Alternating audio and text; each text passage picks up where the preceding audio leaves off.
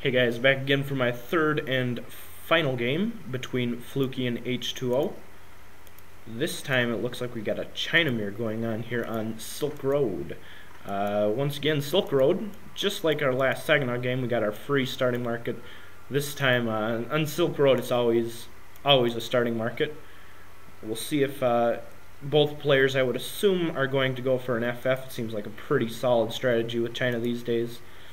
You can see both players are going to be chopping a little bit of wood. They're going to throw up both of those villages, grab the two villagers from the villages that come, the villager from the TC, basically a 3-vill shipment. I would be interested to see whether or not the players opt to go with 25 wood over and get that first hunting upgrade.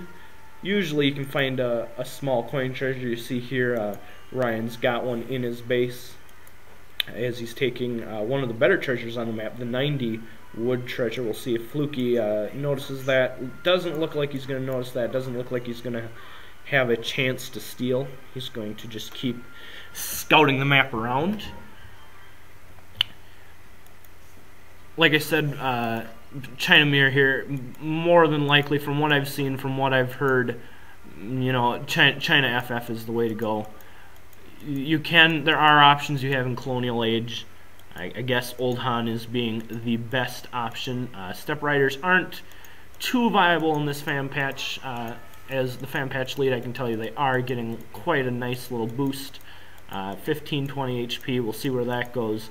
Hopefully we get them going in the right direction, so that Step Riders are a little more viable in the next patch. Right now they're kind of a poor unit. They're just a little too weak. They just need a nice little buff, and they will get that in the next fan patch. So my guess would be that we would see our players FFing. Doesn't look like either player, from what I saw, went with the early market option.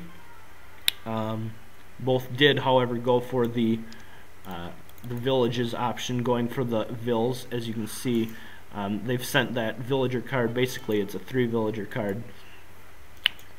As Flooky catches Ryan's disciple here, the disciple is a nice added boost to your early treasure gathering. We'll see if we do a little disciple trade here. Looks like nope, Ryan is going to get away. He's not going to lose his early disciple.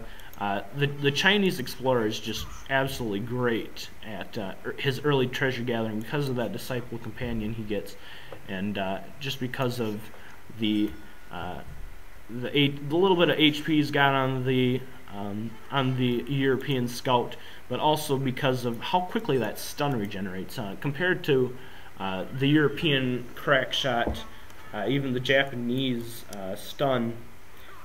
He really does seem like every treasure you go to, he's ready to go with another stun, and bang, stun, grab those treasures. Both players going up with the Summer Palace, which of course creates banner armies, and more importantly gives you that 400 food, which is a great jumping off point for an FF. As you can see here, Flooky is gathering coin, which pretty much shows that he's going to go with an FF. And Ryan as well has got vills on coins, so you can pretty much expect that both players are going to be up right around 445, 450, and both players we would expect to see FFing. I actually kind of like Silkroad as a map. Some people don't like it because of the trade posts protected by these blind monks. I think it's an interesting map. Gives you some diverse options. It's kind of a pretty map, looks good. Aesthetically pleasing, and not too bad hunts. You can see Flooky here, he's left his Summer Palace on Standard Army.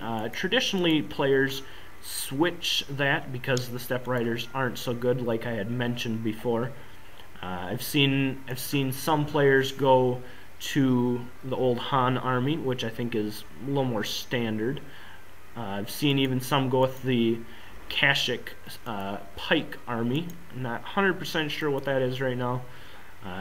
Don't have the resource sheet to look it up, but I've seen some people go there, especially, you know, if you're playing against France and expecting a cav semi or something like that. Sometimes it's nice to have that anti-cav. You can see Flooky has dropped his Confucian Academy, which is the standard age up to age 3. A little bit before Ryan. Ryan just getting his going with the Porcelain Tower, actually, which is a little more interesting. Usually in China mirrors, you don't.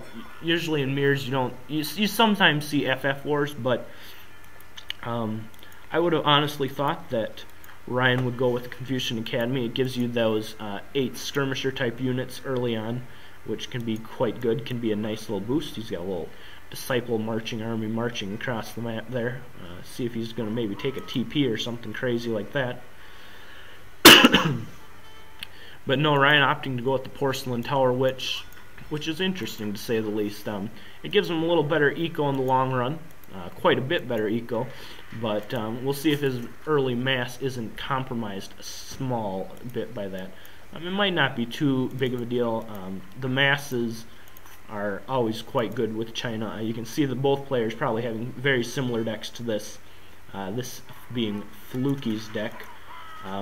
He's got the cav shipments. He's got the mortar shipments. He's got skirms, pikes, Changdao.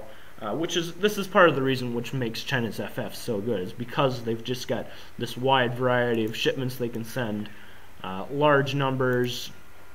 That with the nice massability of the War Academy, and getting that territorial army pouring out with a pretty decent eco, can really cause quite a lot of problems for quite a lot of civs.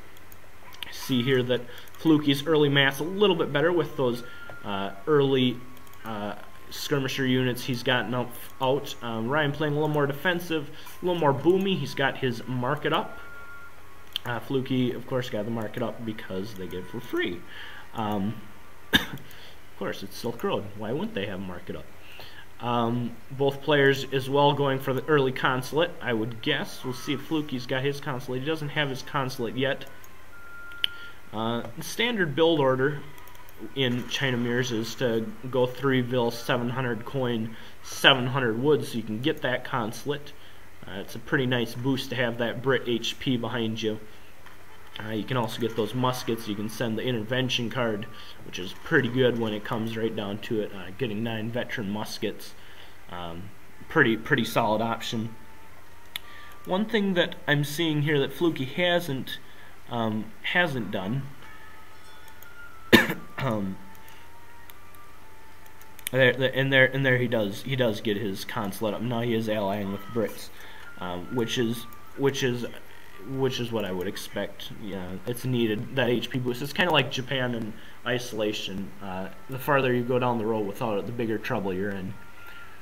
Both players going from a single War Academy right now. With the market, especially with Ryan's eco in that Porcelain Tower, I would expect if this game were to go longer, he would have the ability, at least, to go dual racks, as well as getting those free units from the Summer Palace. You can see that that Flooky rather, has switched his to the Cav Banner Army. Not quite sure which one Ryan's got it set to. He's got it set to the Territorial Army, so he'll be looking to pull in some of those skirms and swordsmen from his.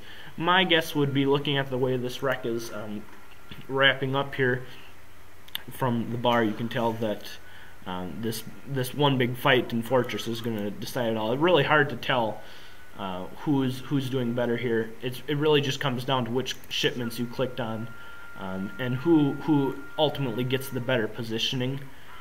Positioning is huge in any type of battle. Anytime you can get your units on the counter units that they're supposed to counter, it's a big boost. You can see Ryan with quite a lot of red coats there. Those red coats do quite well against Cav, and Flooky getting that Flying Crow now out from his Confucian Academy, which is one thing that Ryan won't have because he ultimately decided to go with the Porcelain Tower. You can see Ryan getting pretty good positioning in that fight. Flooky losing quite a lot of units, and I would say that from here that Ryan's eco and mass economy is just going to win it for him. He's got quite a lot of cav there. Flooky doesn't really have a lot of anti-cav at all, and this is going to be basically GG for Flooky here. As you can see by the scores, he's down quite heavily, and as oftentimes in China Mirrors, you know, the games are decided in one fight, just because everyone gets one big mass, gets a bunch of those shipments going, and once those shipments get going, and you know, you win a lot of fights, you start winning the little fights, you get more shipments, you end up sending more units, you end up winning some more fights, and once that ball gets rolling, it's really hard to stop, as indeed Flooky does resign, and Ryan wins that game as well. So those are the 3 games I have for you. 36 Drew, of course, having the other 3. From my portion of the game, Ryan up 2-1, and we'll see how things shake out. Thanks for listening, and see you on Age Sanctuary and ESO.